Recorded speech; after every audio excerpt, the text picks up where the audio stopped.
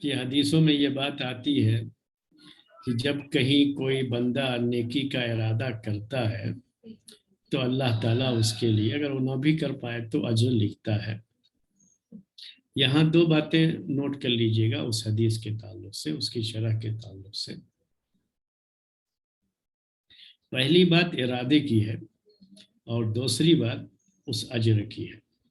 ارادے کا مسئلہ یہ ہے کہ جب کوئی بندہ واقعی ارادہ کرتا ہے، یعنی سیریس ہوتا ہے اس میں،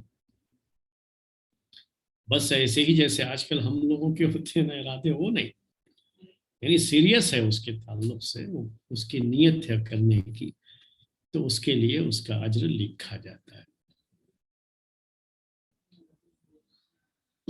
صرف نیکی کے ارادے پر بھی اللہ تعالیٰ کا حکم ہے فرشتوں کو کہ وہ لکھیں، لیکن اس ارادے میں سیریسنس جو ہے نا ہونی چاہیے، یعنی وہ سیریس ہونا چاہیے۔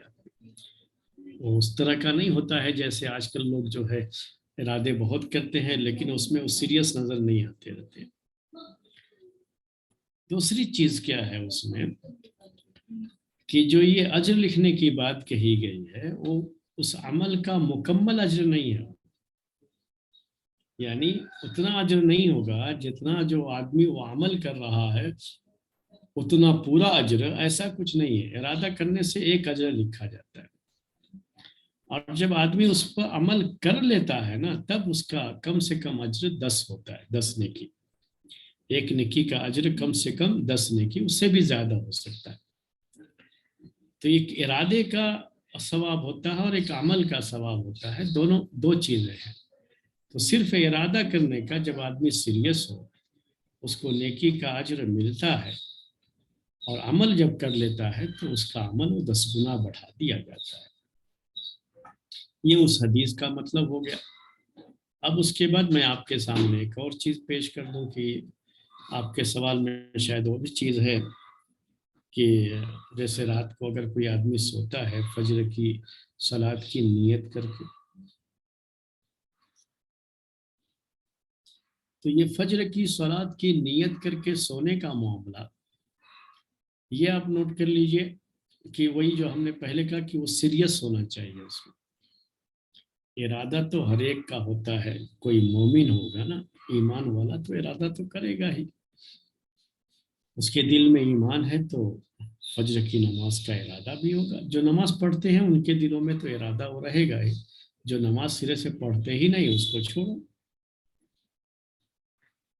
تو نماز پڑھنے والوں کے دلوں میں یہ ارادہ ہوتا ہے۔ اب سیریسنس کی جو بات ہے اس میں وہ کیا ہے کہ آدمی اس کے تعلق سے وہ الارم رکھنا، کسی کو بول کے سونا کہ بھئی آپ فجر میں اٹھو، میری اگر نیند نہ کھلے تو آپ مجھے بھی اٹھا دینا، اس کے لیے پہلے سونے کا اہتمام کرنا کہ نیند جب تک پوری نہیں ہوتی ہے آدمی کے لیے اٹھنا آسان نہیں ہوتا، تو اسی لحاظ سے سونے کا اہتمام بھی کرنا، کم سے کم 5 گھنٹہ 6 گھنٹہ رات میں موقع ملے اتنا جو ہے رہے، کم سے کم 5 گھنٹہ تو سونے کا حساب رہے، بعد میں جو ہے تھوڑا سا دن میں بھی آرام کر لیں گے تو کافی ہو جائے گا۔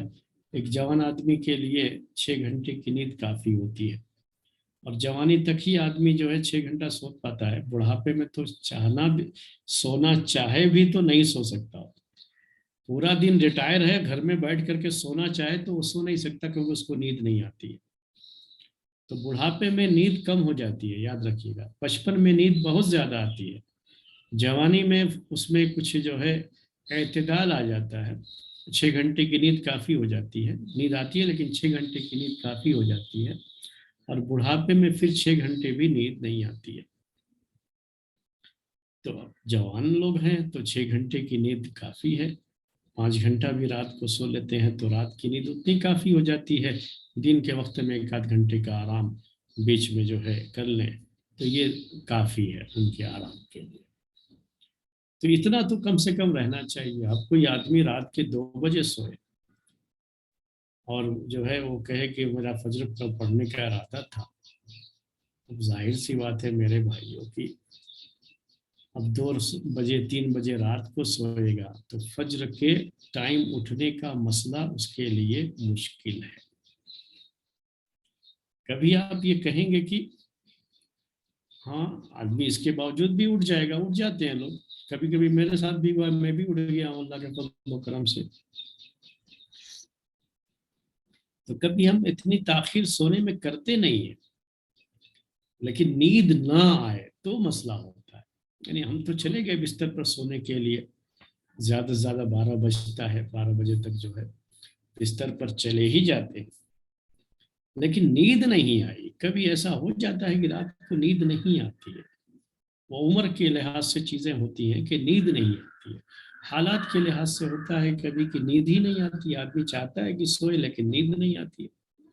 اب نیند نہیں آئی، نیند بہت تاخیر سے آئی، تو یہ مسئلہ ہوتا ہے کبھی کہ اس وقت فجر کے ٹائم میں نیند نہیں کھلی، الارم بھی لگا کے سوئے تھے، نیند نہیں کھلی. گھر کے بڑے بھی ہم ہی ہیں، کیونکہ ہم ہی اٹھیں گے تو دوسروں کو بھی اٹھائیں گے.